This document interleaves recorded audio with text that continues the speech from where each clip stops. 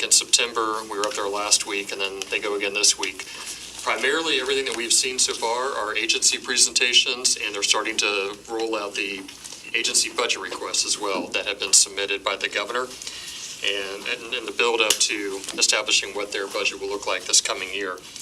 We do have 3 more weeks of committees after this week, but the timing of this is important because we also have our Polk delegation meeting is coming up next Tuesday. That'll be held here in Winter Haven over at the Polk State College facility. Commissioner Walker will attend to provide the City of Lakeland's priorities in a whopping 3 minutes. And then we'll be following up with our elected officials as well on the various priorities that we have for the city. So that's for the timing for today.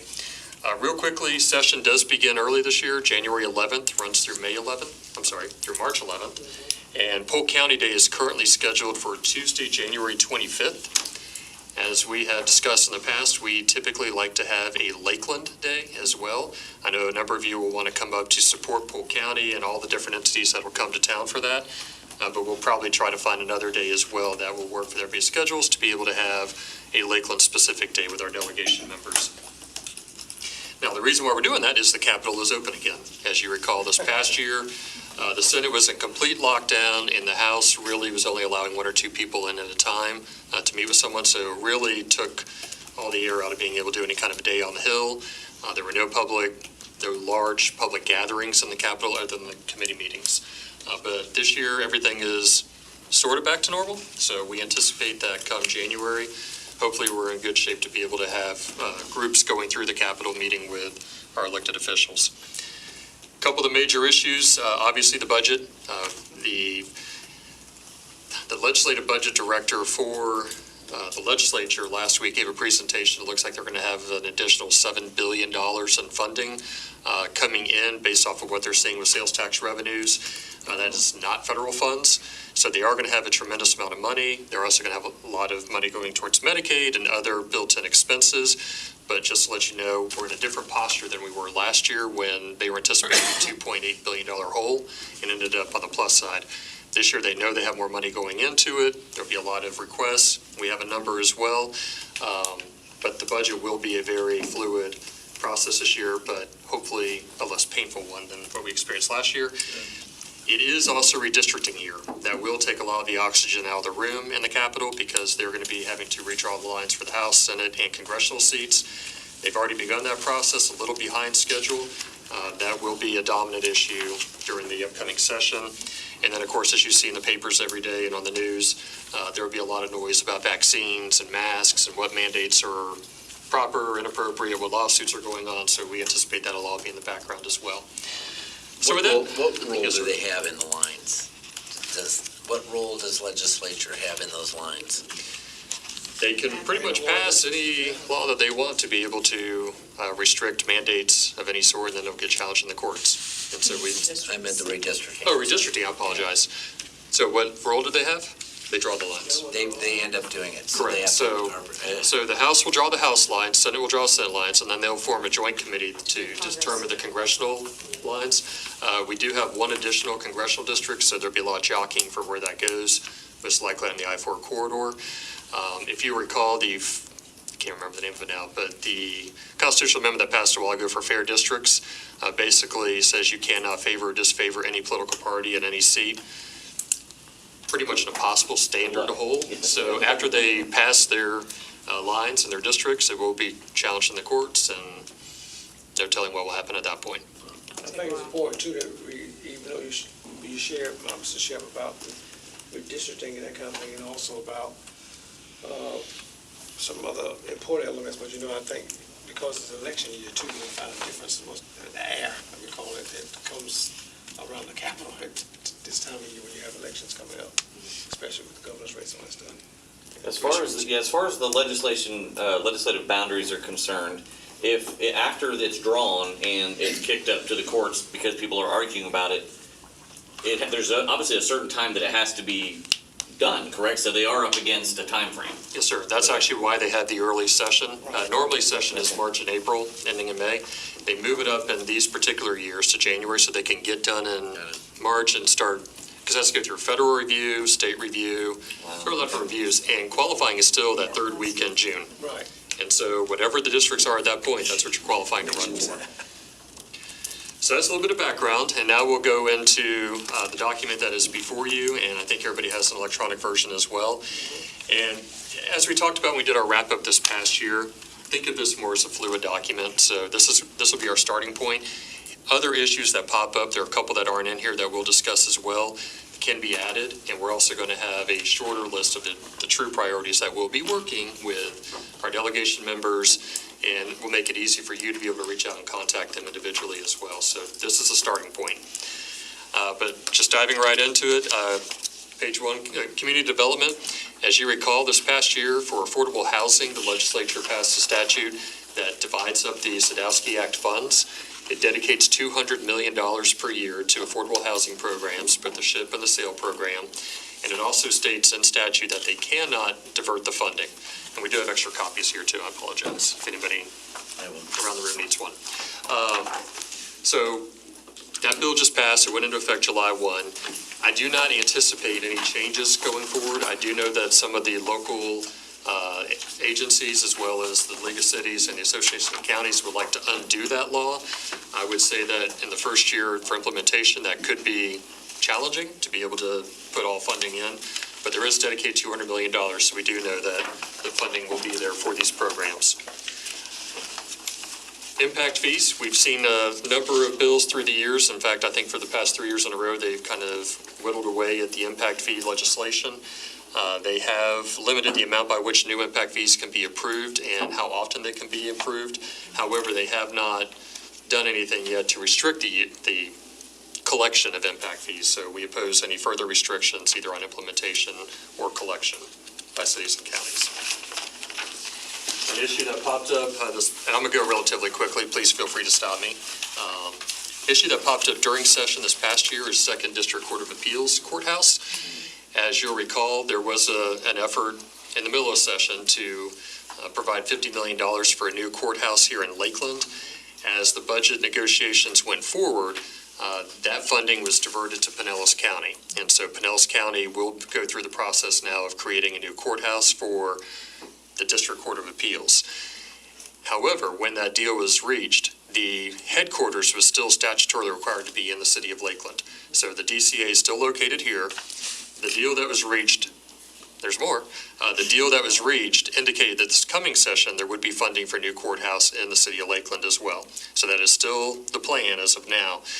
There are new maps that are being circulated by a workforce group from the Supreme Court that are looking to potentially expand the number of DCAs in the state of Florida. One of the maps has a new District Court of Appeals going in for Hillsborough and Pinellas County.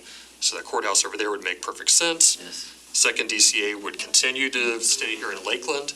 And so when talking to Senator Kelly Stargell, her plan is to still get funding for a new courthouse here in Lakeland. And that does make sense, right? I mean, with the growth over there, with all of the okay.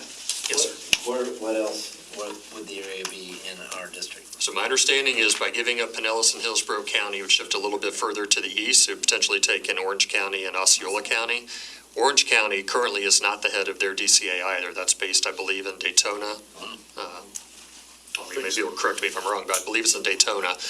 And so, again, statutorily, Lakeland is the home of the 2nd DCA. So if those districts shift, there will be a need for a courthouse in 2nd DCA.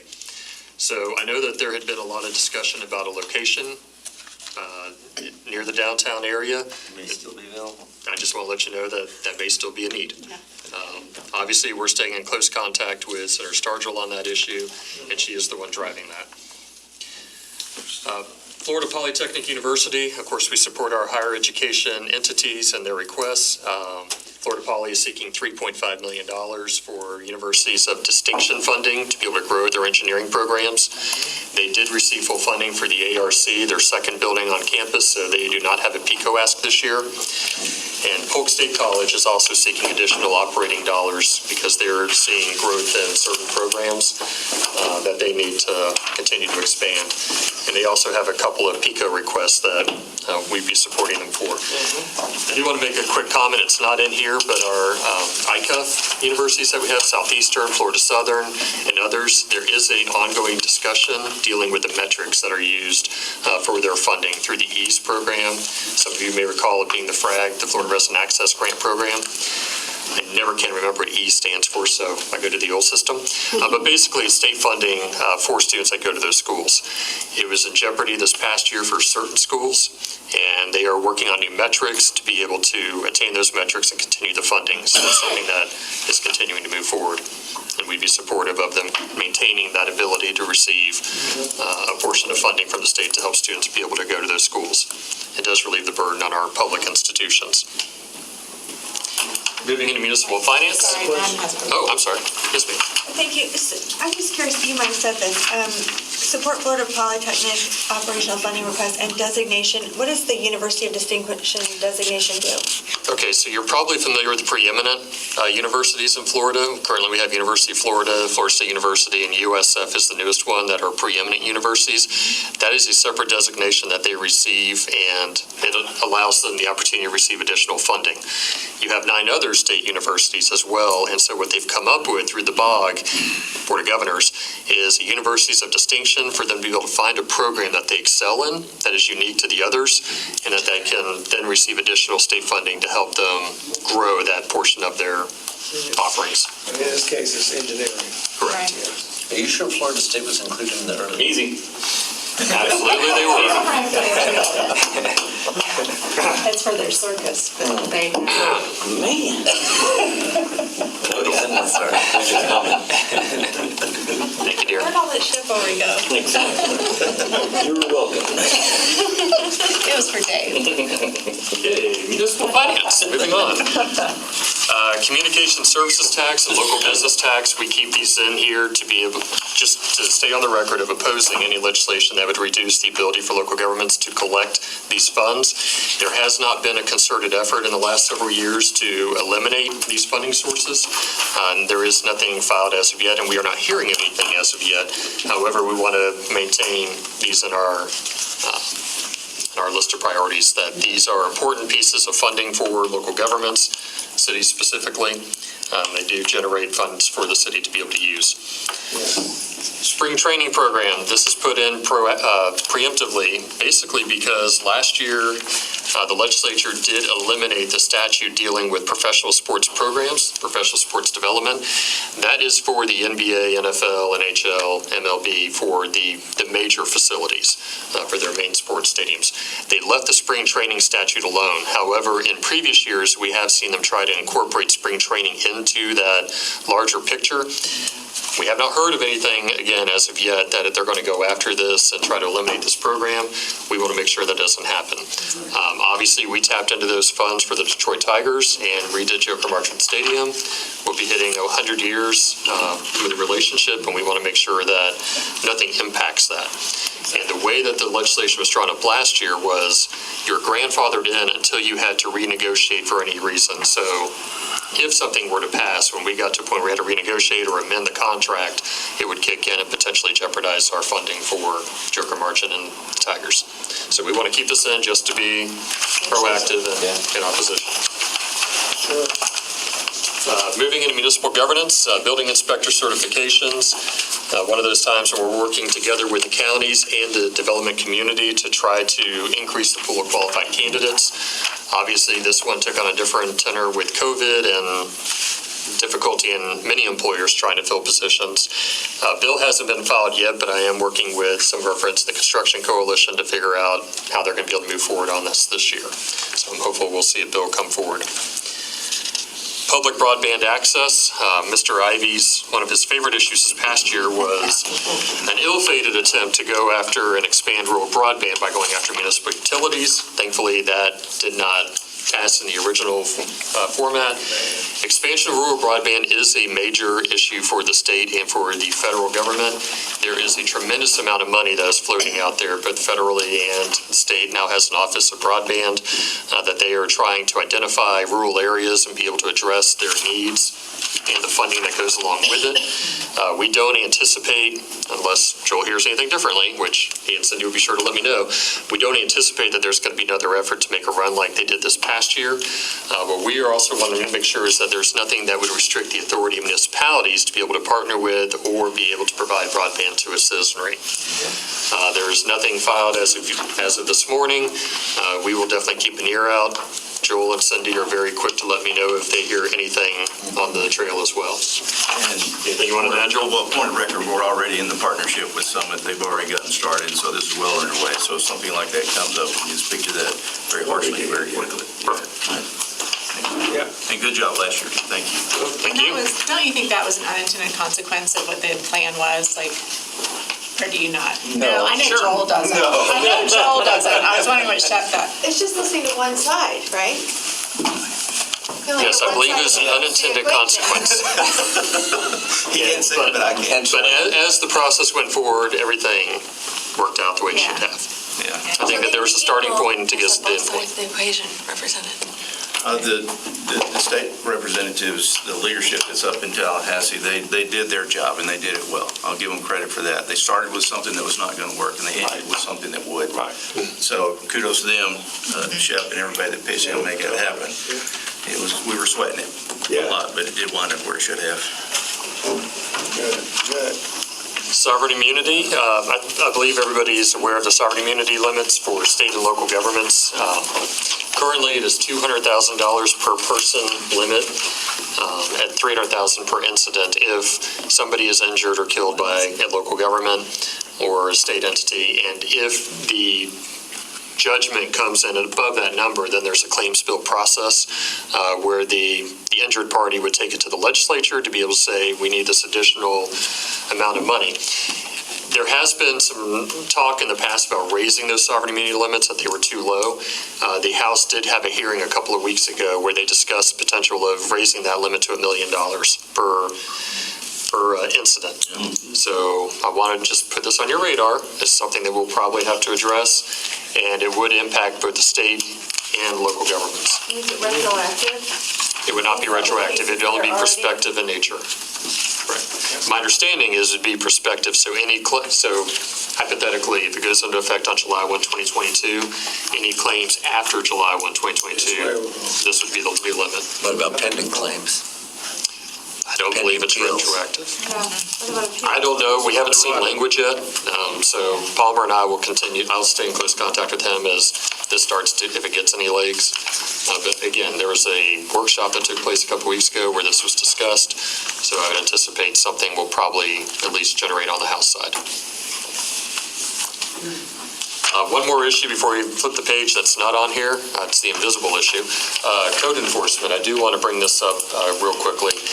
And Brian is here to fill in the holes for me. But this past year, a bill passed. It was introduced and passed pretty much under the radar, which eliminates anonymous complaints and into the code enforcement offices. Popped up very quickly, made it through very little discussion, signed by the governor, went into effect July 1. It has had a chilling effect on people calling in code enforcement claims. Brian, you mind if I turn it over to you for just a moment just to mention what you're seeing as an impact? Okay. Not at all. I didn't print what I submitted. Good afternoon.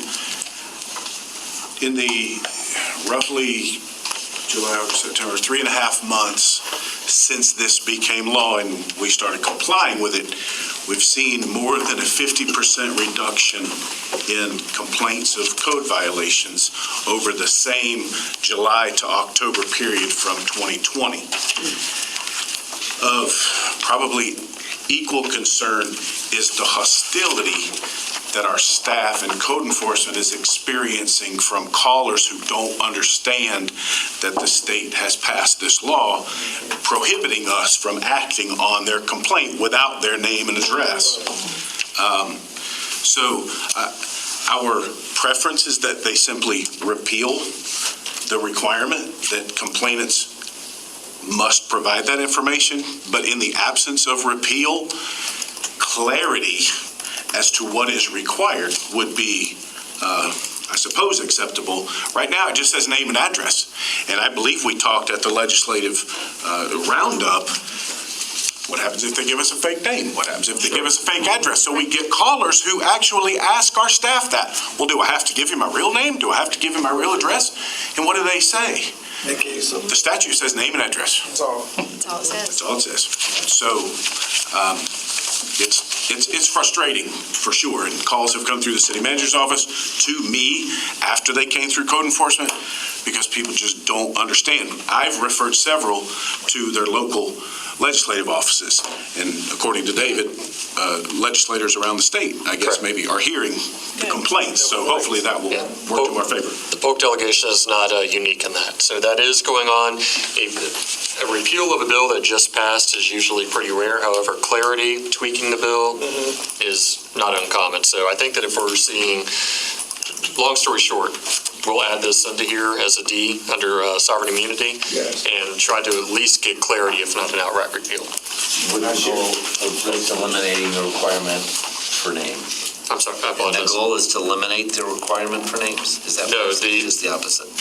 The goal would be to allow for anonymous, because a lot of times you want to have anonymous so you don't have reprisals from neighbors. But if you're 50% reduced in complaints, is that somewhat just neighbors being mean to neighbors? No, it's neighbors who refuse to provide their name and address, I understand. so we don't accept their complaint. You don't file it. Yeah, but that's a great question. Are we weeding out complaints that aren't complaints? It's just a guy not being nice to his neighbor. Well, the language in the statute now prohibits our code enforcement officers from investigating as the result of an anonymous complaint, meaning Right. we've gone so far in following the law that we do not send our staff out to go see if what that person is complaining about is indeed a violation. Right. But I'm just saying, if Philip is my neighbor and I'm not willing to call and leave my stuff, was I really having a complaint or was I just complaining him? So I'm just curious how many of those complaints have not been followed because they're not really complaints. So I think that may be a positive unintended consequence to this, or maybe it was intended, but. And my long answer was, we don't know. Gotcha. If we send them out to look, now we're in a position of do we take it on Right. as an officer initiated case, even though it was an anonymous call that led us to that? Sure. Sticky. Yeah. Got it. Okay, next. You have a couple of questions. Basically, from our perspective, we call, and I give them my name. We're trying to protect the integrity of our neighborhood. If they've got a valid yard this high, we'll call up and I'll give them my name. And I got tall grass. Because you're trying to protect the integrity of your neighborhood. And of course, I don't think we've had any repercussions that I know of. But and of course, we usually call in and says, I'm going to report this house. And you get the address and probably before you ever get their name and address. And so your people patrol neighborhoods regardless all the time anyway. And so there's ways you can circumvent the way, but I mean, if not, you're going to send them out there tomorrow. They may be out next week. That's a lot of. But I'm just saying, in general, if you're really concerned, give them your name and address. We do. Agreed. Unless you're afraid. Unless you're scared somebody's What going are to. they? I think code enforcement could also be not very nice people. Well, that's invariably, they don't really give out your name to people who are calling. They have to come and look for it. I think We don't volunteer it. We have recorded it since the new law took effect. Public record. It is a public record, correct. they got to come find it, though, don't they? They have to ask. Right. Yeah. Commissioner McLeod, you have one? Thank you.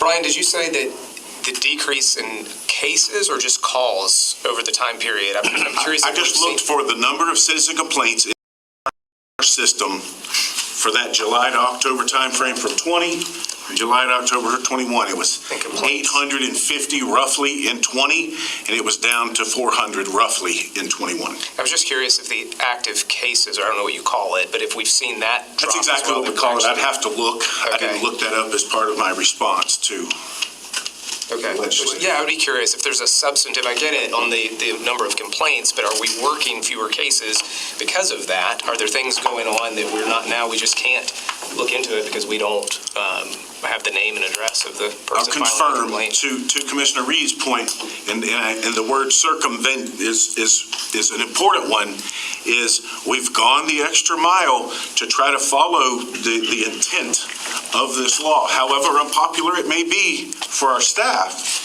recognizing that we've heard of other local governments doing much as you described, or other things to say, yeah, we complied, but really didn't comply. And for fear that the legislature might see that as, oh, okay, well, let's see what we can do to make it even more onerous on the local government.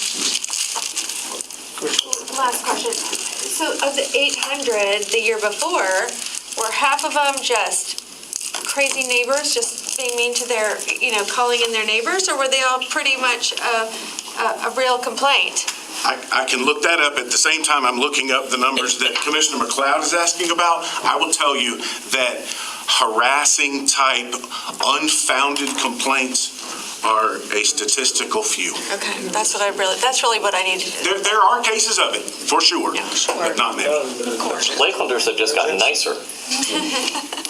And more responsible. It's very simple. All right, moving on. Thank you, Brian. We'll get that in there for clarification as well. Moving into law enforcement, traffic and pedestrian safety, this issue has popped up the past 2 years due to some tragic incidents around the state. We do know it's going to come back again this coming year. It was modified last year, but in essence, it would require all the crosswalks that we have at midpoints, like we have, I'm trying to remember the number that we have in Lakeland. We have quite a few. How many? About 25. About 25, with more pending as well. Another 25 coming. So they are yellow flashing lights right now. The legislation would require it to, if the federal government allows, they would have to be changed over to red lights. If you do not choose to change them over to red lights, it'd have to be removed. Does not improve public safety or pedestrian safety. So something that we're continuing to work with the sponsor of the legislation to try to find middle ground. It has not passed the last 2 years. We do know it's coming back again this year. So we'd oppose any legislation that would eliminate the ability of us to use the RRFBs. Red light cameras, annual issue. House Bill 6029 has been filed. No Senate companion bill as of yet, and the bill was not filed in the Senate last year. Law enforcement body, Sorry, I apologize. 629 or 16? 6029, it's a repeal bill. Law enforcement body cameras, I know that the city has taken a position on moving forward with those, along with some additional technology for Lakeland Police Department, primarily changing over the in-car video system and new tasers. Really don't see any legislation at the state level to impact body cameras one way or the other. There have been funding issues in the past, however, for data storage, things of that nature. So we will keep a close eye out for any potential funding opportunities at the state level.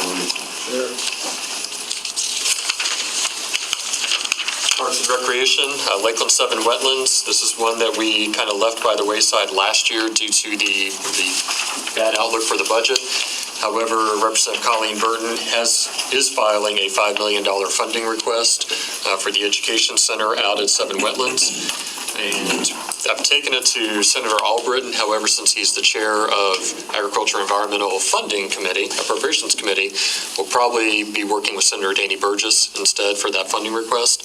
But we will have a $5 million request in for 7 Wetlands. Also with parks, our FERDAP funding for Lake Crago. I'm talking to Pam. I know that I think it's happening right about now or into last week, where DEP was evaluating the different requests. We have a $200,000 request in for the Lake Crago Park project, and we'll be working with our our chairs in the House and Senate to try to get that funded this year. We fully support the libraries and their aid request as well at $23 million.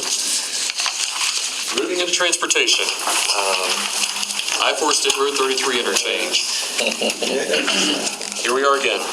So Obviously, we have Senator Kelly Stargell for one more year as the budget chair. What we've been working with her on is trying to get her to work with Secretary Tebow to at least put it into the 5-year work program for construction. So that she has, I believe, all the information Chuck was able to give me last year for what the funding would look like. I believe it was $66 million at that time. I gave that to her. She put a portion of it into the budget, has been working with DOT. I know a lot's transpired since March of this past year. Chuck had a few comments, Chuck?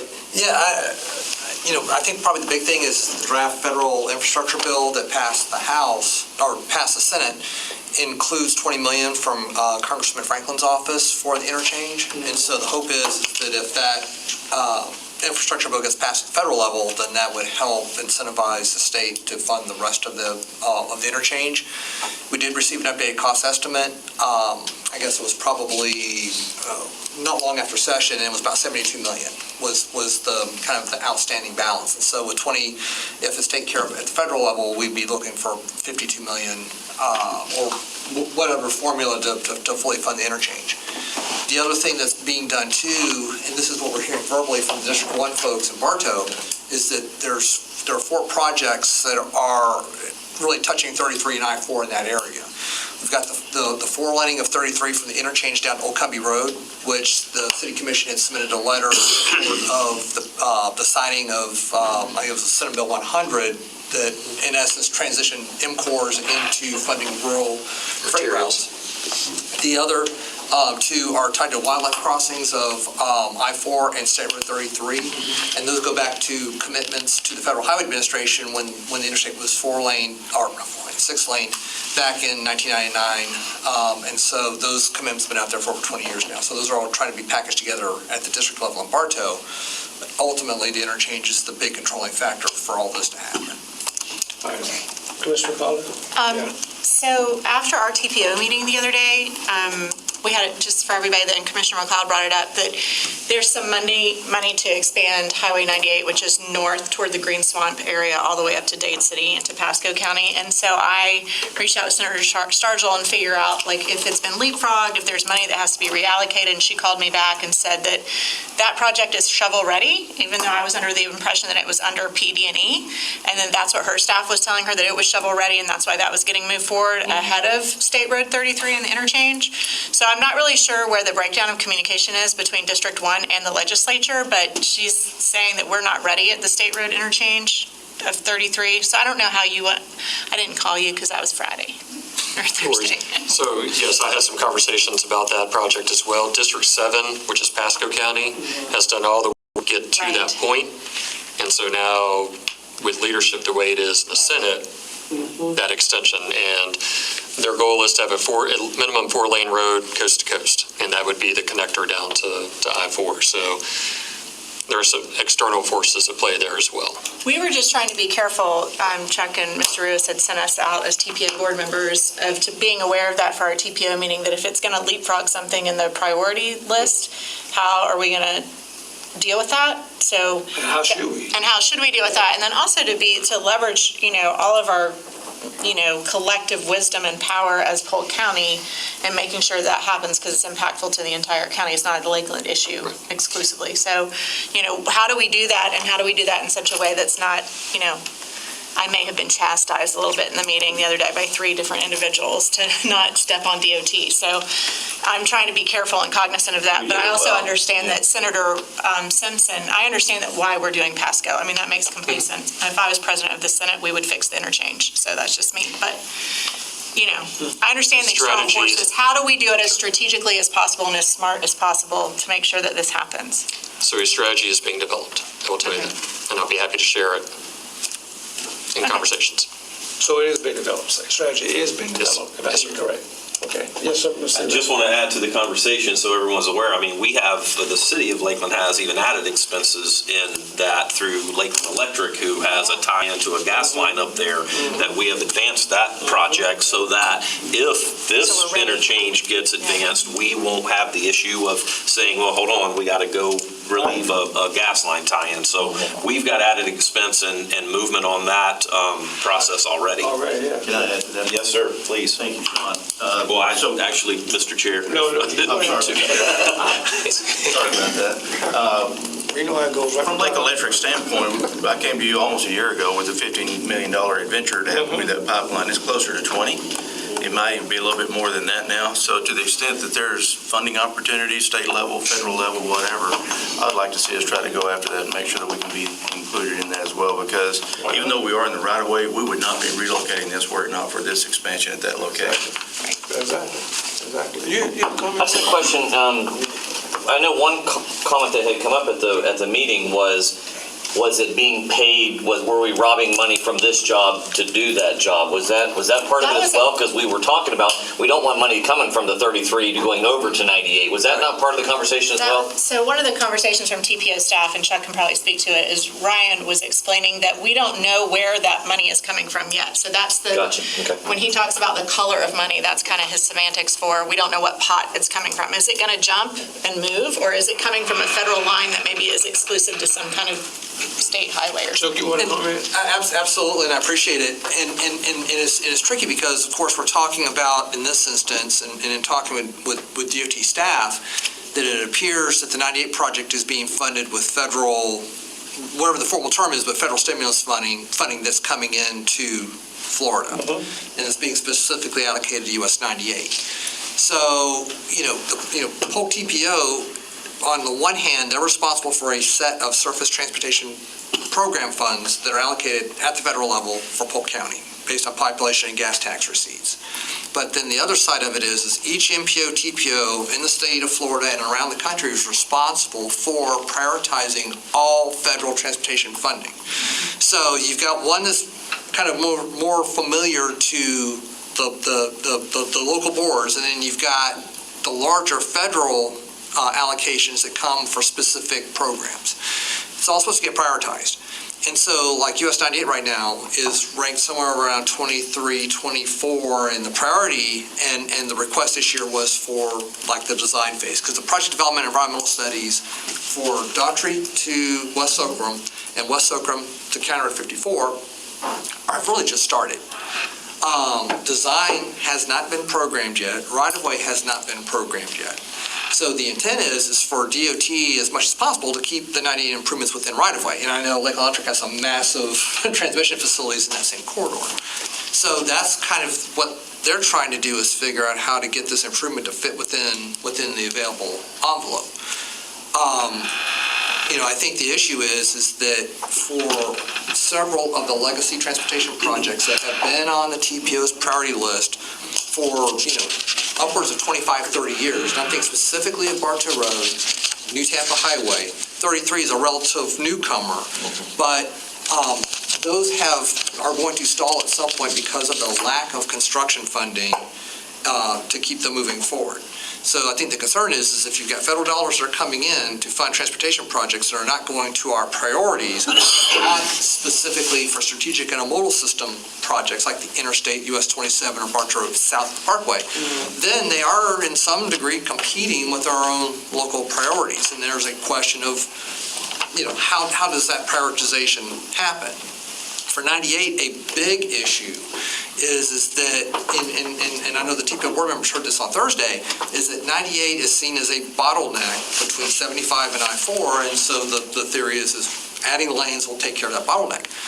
A big problem for us is that it creates another bottleneck within the city of Lakeland, because Bartow Road, the section between Edgewood and Maine, which the commission heard about and spoke with DOT management in February about, still not funded for construction. And then we've got operational issues from a transit standpoint and a pedestrian safety standpoint from I-4 into downtown. So how do you address that? And maybe that's something, as far as part of this overall program. I mean, you've had a lot of investment on 98 coming from the south. We've got upcoming investment coming from the north. What can happen for US 98 within the city of Lakeland? Because now we're the bottleneck. So it's a question of the appropriateness of the TPO to look at this funding allocation, and then how do we address our needs that have been long-standing needs within the city?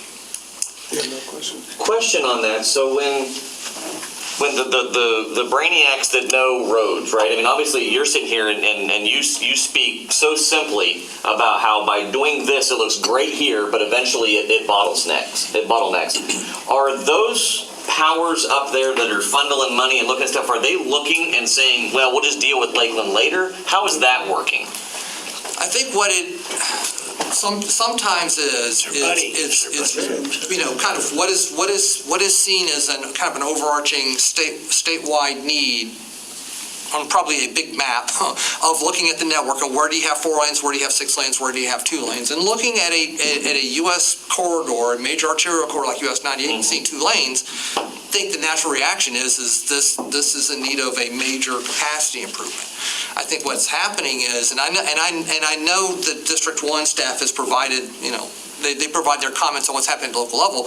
I don't think anybody's drilling down to see what those secondary impacts are in a local government like Lakeland. And it was the same issue with imports. It looked great on a big map, but then how do you get to those new toll corridors? Right. Those are things that they say, okay, we'll look at that down the road, but then literally and figuratively, and sometimes it comes, sometimes it's not. I think for us, it's an issue of if this continues to move forward, in my opinion, of stating that here are some very real impacts on relatively short sections of US 98 within the city of Lakeland that need to be addressed as part of the purpose. Sure. Okay. Okay, we'll go. Thank you, Mr. Chair. Yes. And Dave, I have confidence in you and your team as you're developing a strategy. My point this morning was that I think this will be supported by the TPO. I think they're going to support putting this into the 2045 plan. I do think it's an opportunity for us to bring up some of these issues and concerns without trying to necessarily throw a wrench and say, no, we're not going to support this, because from that side of the northern part of Polk County, the Pasco County side, I understand it. I can see the thought process there for supporting that from their perspective, but I do think this gives us an opportunity to elevate those and re-emphasize, hey, these are pressing needs, and here's why. Agreed. And I think you already shared with us even a few moments ago that something is being worked on. Yes, sir. Okay, all right. We wait for something to be worked on. Thank you, sir. Very similar to what Commissioner McLeod was just talking about, though. Okay, So, thank you. there needs to do that. Thank you. In addition, staying on I-4 just a moment, Brightline obviously is a major issue as well. They're planning to go from Orlando to Tampa, and the ability to have a stop in Polk County, specifically in Lakeland. That is something that's not in here as of yet because it's not necessarily a legislative ask.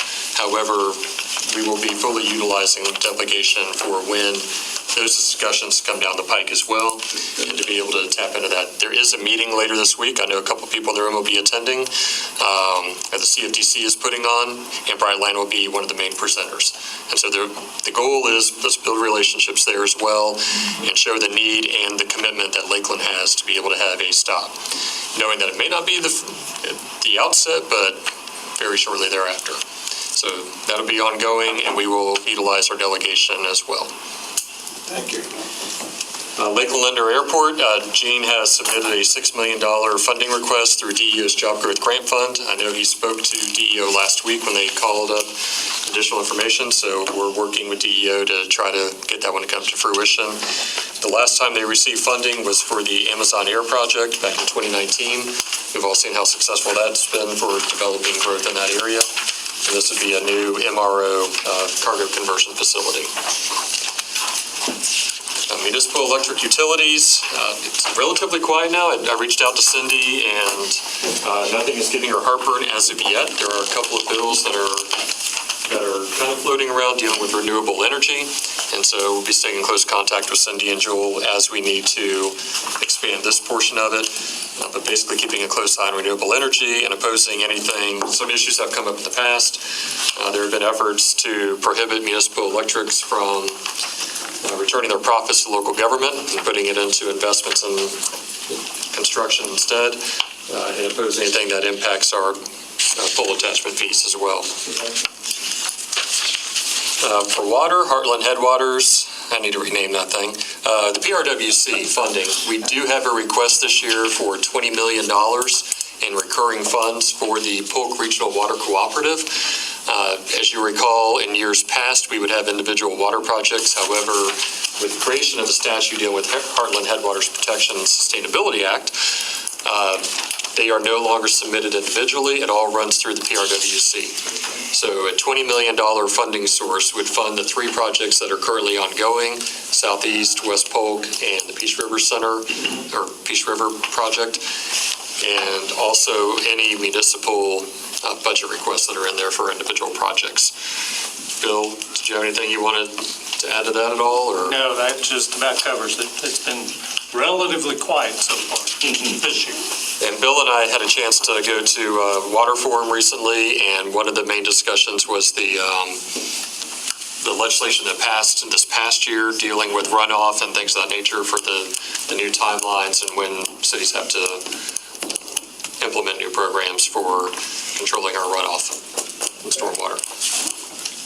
All right. And then finally, supporting Florida League cities in their agenda. They have a fairly lengthy agenda this year.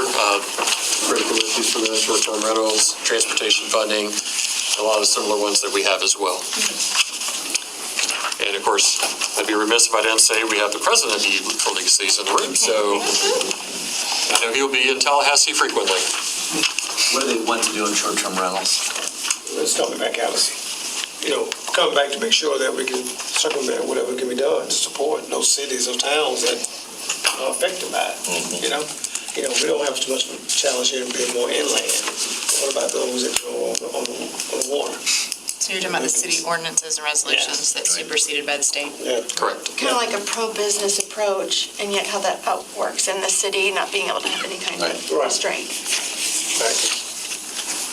Okay, unless there's any more questions, I know we got another meeting on it. Yes, sir. Are we getting ready to adjourn? Oh, yeah, we got another Good, I meeting want to too. talk, I have digged in today and brought up a little bit. How do we get an increase in the gas tax? We get more revenue to the state. That's an election issue. That's what I told everybody, just going to be, There will not be an increase in the state gas tax anytime soon, well, unless elections change dynamics. okay. And then lastly, has there been anything about an election audit in Florida? In fact, great Because I point. know Andrew McCollum's cousin got caught with 30,000 ballots in his car. So just real quickly on that point, Secretary of State Laurel Lee presented to the Senate last week, and she made it very clear there will be no audit. They audit everything they do. They've done audits right after the election ended. There will not be an independent audit. Yes. So that is a non-issue in the state of Florida, according to the Secretary of State. What's Go ahead, yeah. PFAS on the list for? PFAS? Yeah. I forget what that is. I'm gonna look to our fire chief, Polly. Water? It's a firefighting extinguishing agent that we use, we call foam, but it mixes with water to expand. But there's a particular type of foam that we had been using in the past, and now they're saying it's a carcinogen. They're trying to get rid of it altogether. Different from what we have out at NOAA. Yes. Okay. But it is prevalent in just about every airport in America and fire department in America. And in the past, I'd say 2 years, it's really become an issue, the carcinogen. Yeah. And I see Bill's got his hand raised, so he'll clarify what I'm about to say, but it's a major issue for the state looking ahead and how they're going to be able to address that from water quality. Bill? And yes, one of the common, it is found in some firefighting components, but it's very prevalent in many, many manufacturing facilities. I will tell you, looking ahead, we've seen this coming. We have done some initial testing at our source water. You don't have it? No, if so, it's well below from what we're seeing. Good. Yeah. I'll make sure, yeah. Yes, ma'am. How are we going to prioritize and shrink it down? Is that part of the strategy? Okay, Emily's nodding. So, Dave and I have been working to do a smaller legislative statement because you guys can retain more, you can recite more, so we're still working on that. Well, in our trips, and that, when we go up for Polk County Day and then Lakeland Day, we are going to slim it down even further into bite size. And then we are also talking with staff to give talking points. So instead of reading a paragraph narrative, talking points, why this, But also, I wanted to know, last year, we kind of shrunk it to 5 to 7 things. That's right. So we didn't have 37 or 40. Is that what we're doing too? It was based on That's the plan. those. So we'll have like a budget line that's going to have our budget Of what is, request items. of what is active or what is, because some of this stuff that hasn't been active, we don't need to keep repeating it. It's here as the base, and then when we go in, when we get into session more, we can talk just about what is really active, and then how Dave did kind of the top 3 positives, top 3 negatives. Well, we Renamed it. we made it more PC, but essentially what we need to pay attention to, what's the hot items. And I think at the time. actually, it worked very well with, the Yeah. suggestion that was made, taking those particular ones that we felt the 5 to 7 more critical issues and concerns. And I know it helped even when we had a presentation that you gave me that little tidbit. Dave, Share. Which you get to do again next week. Yeah. and he updated them, if you guys remember, every time we had an agenda study. So it was kind of it was an ongoing updated of what's hot, what's not, and what's going Well, on. Dave and I had talked about that offline before the last session, just because it's arduous to go in and talk. If we know as commission, like here are your top 5, hit list, it's much easier than to go in with Kelly and be like, okay, now I'm on item number 37. Right. And then I just want to give kudos really quick from a legislative standpoint that Brian gave by sending that email to us before the TPO meeting the other day is so helpful because it helped us kind of have our antenna up onto what to talk about. So I just wanted to give kudos to that. And that's something that is legislative as well because it's part of, how we represent the city. And just to further that comment by Commissioner McCarley, we're working on assigning staff individuals for those of you that are on many of those boards and committees so that you will have a liaison from staff that will keep you updated and providing that information so you're prepped up and ready. That was some of the conversations that we had about the type of support you were looking for when we were talking about even a position that could help the commission. So we're in the process and that'll happen here over the next few months. Any other questions? Yes, sir. Not a question, just to wrap up real quickly. It's an honor to be able to work with you. I look forward to being able to get y'all back up to Tallahassee. I will work with Emily to find dates that are most conducive for everybody. As she mentioned, I will be sending weekly updates as well to be able to keep you up to speed as things develop because they will pop up quickly. And for the record, there's only 22 items in here, not 37. So you made me kind of wonder there. But anyhow. That's that preeminent university. Education, you count better. So we will we'll keep you updated on everything that goes forward. So we have 2 different documents that are going to go out every Friday. One is Lakeland specific, one is local government, more generic. So thank you very much. And Thanks for you your can work. always give me a call if you ever have any questions. Thank you. Thank you so much. Great session. Let's roll into our next one. Back and ready to go to the next one. I don't know. The feeling's mutual today. Thank you, Dave. Appreciate you, man. It's 2